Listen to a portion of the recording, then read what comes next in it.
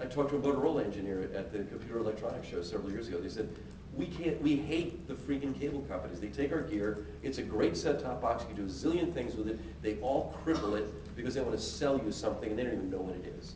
So, and those are the ISPs, those are our internet service providers. And to them still, internet is this third act in a triple play. It's just gravy on top of the phone and cable TV. And with Comcast right now, what they want to buy NBC. They want to be in the content business, right? And they want to sell you more TV on an a la carte basis with internet on the side. And I think this is going to get sorted out. At a certain point, it becomes absurd. But it's not obvious to everybody it's absurd because most of us we're happy enough with what we've got. And we don't know what we're missing unless we happen to work at a university or someplace where we have this high-speed capacity. And it seems like such a radically different environment anyway that we don't map it on our house and say, wait a minute, I've got the same thing going on here. Why am I not getting the same kind of speeds?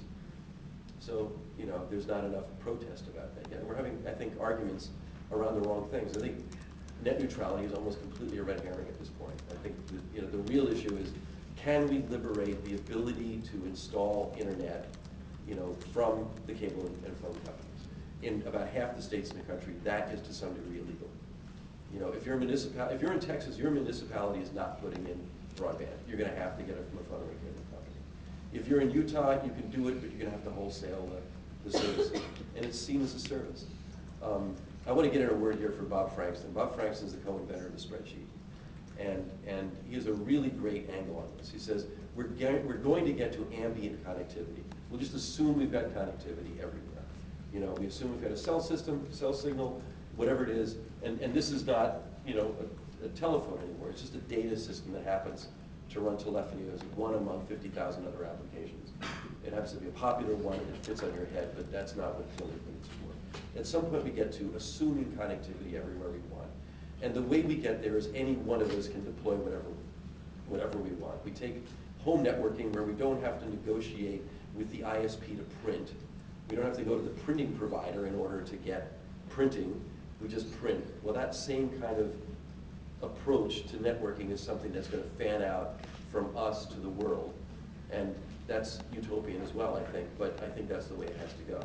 And in the meantime, we've got these old companies that, frankly, could make a hell of a lot more money if they weren't just selling these three things.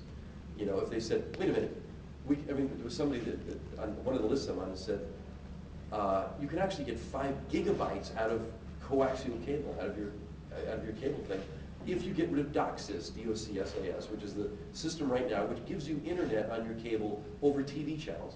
That's where you're getting internet, it's on TV channels. They're modulating it on the TV channels, really ancient shit.